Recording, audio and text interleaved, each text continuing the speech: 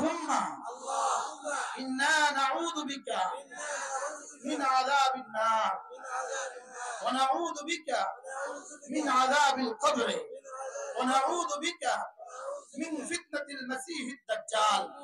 কিয়ামতের আগে সবচেয়ে ভয়াবহ ফিতনা হবে দাজ্জালের ফিতনা।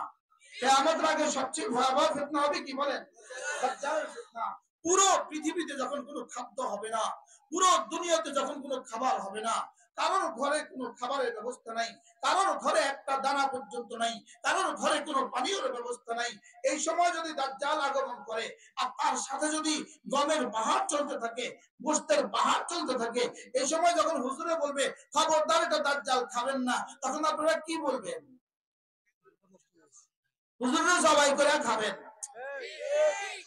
বুঝেন নাই কথা? আমার ঘরে বাচ্চাগুলো কান্না করে আর আপনি বলতেছেন এটা দাজ্জাল, এটা কি কথা? আপনি খানা দেন। বুঝেন নাই কথা মনে হয়?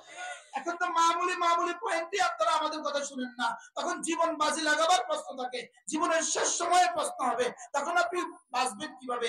এই জন্যই রাসূল বলছেন প্রতি 5 ওয়াক্ত নামাজের পরে দাজ্জাল থেকে পানা চাইবা, আল্লাহ আমাকে দাজ্জাল থেকে পানা দান করেন, আল্লাহ আমাকে দাজ্জাল থেকে পানা দান করেন।